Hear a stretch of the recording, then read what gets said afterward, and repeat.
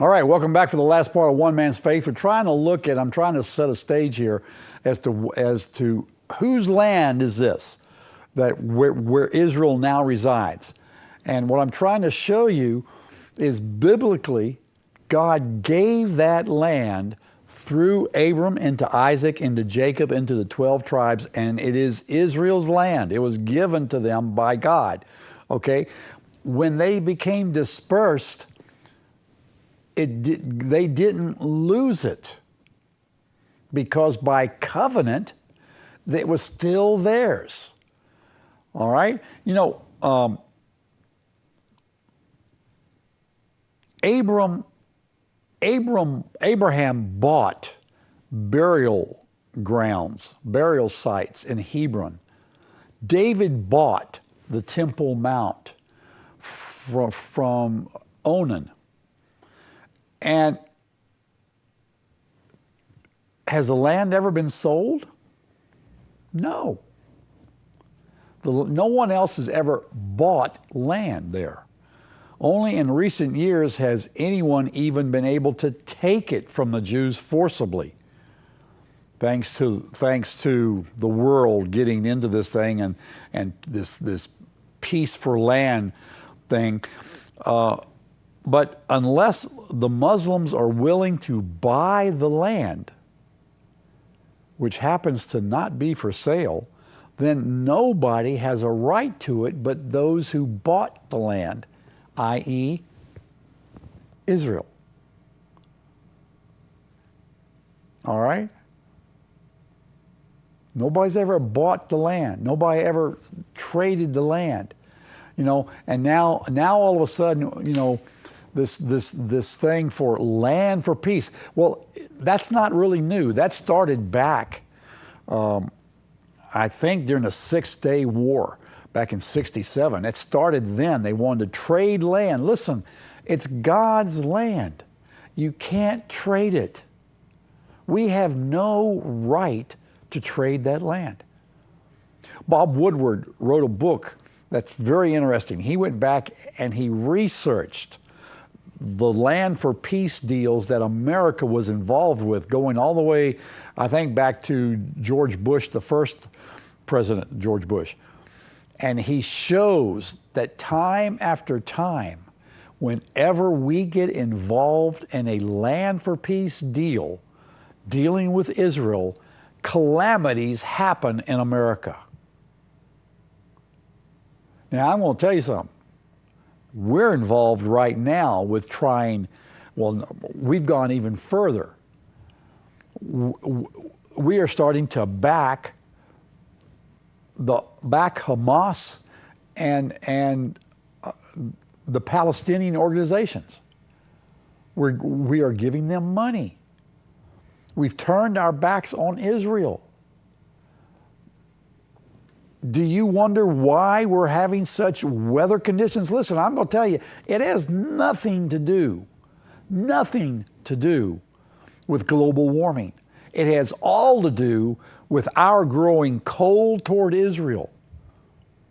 It's been shown time after time after time that every time we enter into some kind of deal to bring peace by trading land, or even now, we are starting to turn our backs on Israel.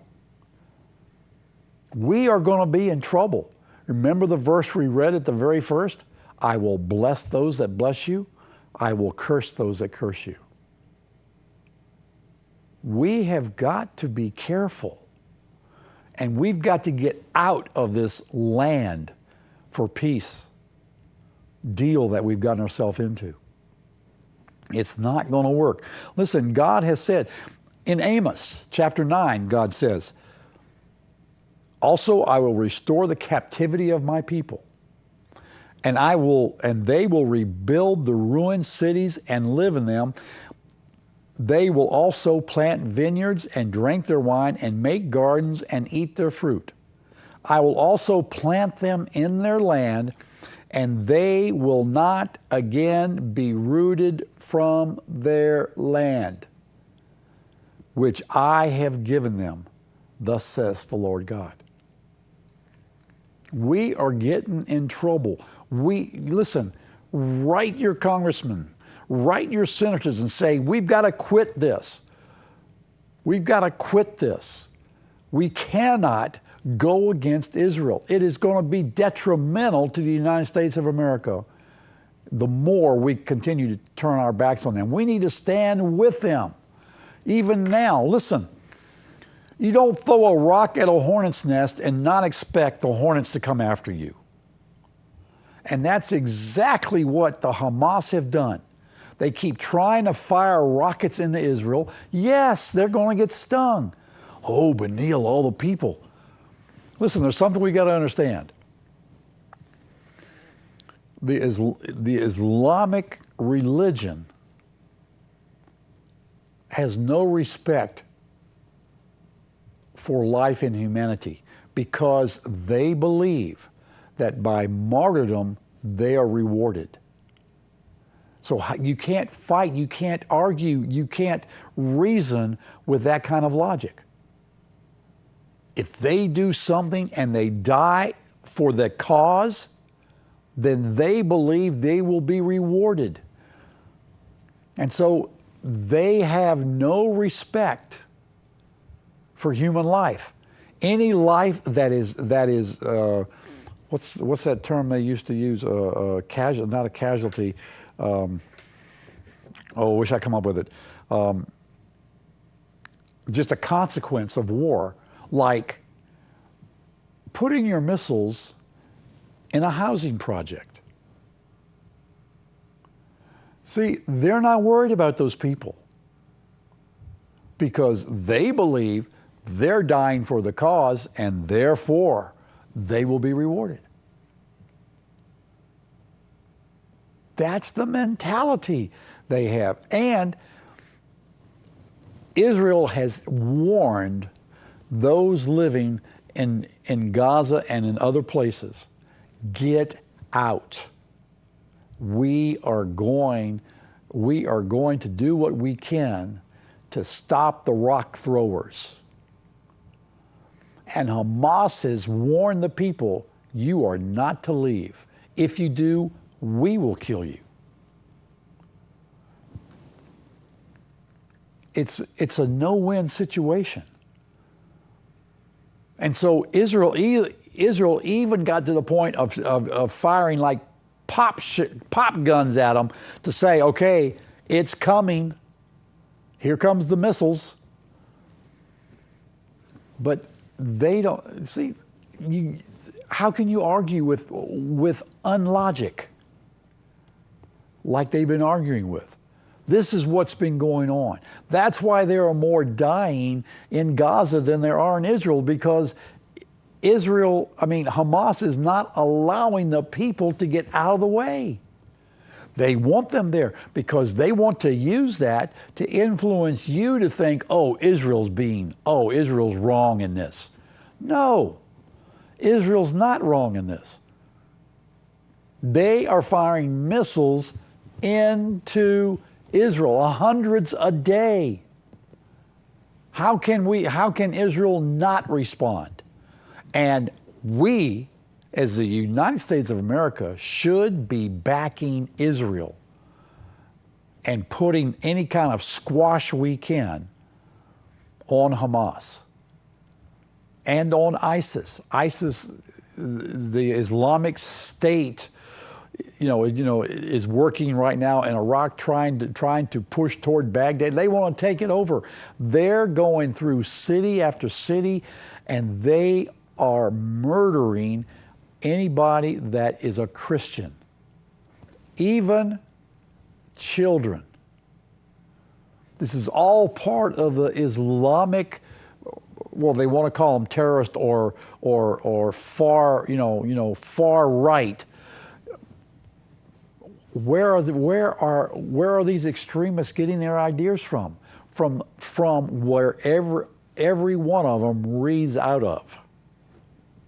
The Quran. It is not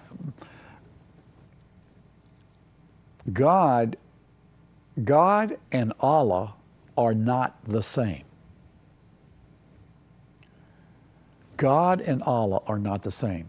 God is a God of love. Allah is not. To Allah, an infidel, which is you and me, unless you're Islamic listening to me, we are infidels. We don't count. We're like dogs. Get rid of us. What Islam wants to do is create an Islamic world, total. And we have got to learn not to have any sympathy except that the Lord would change their hearts and minds. Yes, we should back Israel. Yes, we should be behind it. Do you realize that when they set up the Jewish nation back in 1940s and even earlier, the idea was to set up two states, a Palestinian state and an Israeli state, and the Palestinians turned it down. And right now, the Palestinians don't want to live peaceably with Israel. They want to do away with Israel. They are God's people. It's all part of the plan of Satan to do away with all of God's people. He's tried it over and over again. The last time was with the Nazis and trying to exterminate all the Jewish people. We have got to back Israel, or we as a nation are going to be in deep trouble if we can pull ourselves out of where we have been already. It's important. Listen, Israel is important to you and to me. God is going to settle there. God is not going to let the land go. He is going to settle there. If you look at Revelation, the new Jerusalem comes down and settles there. God is going to live there. It's His land. We've got to learn to back Him. And pray, pray, pray for the peace of Israel. And let's back them, okay? God bless you. Have a great week. I'll see you next time.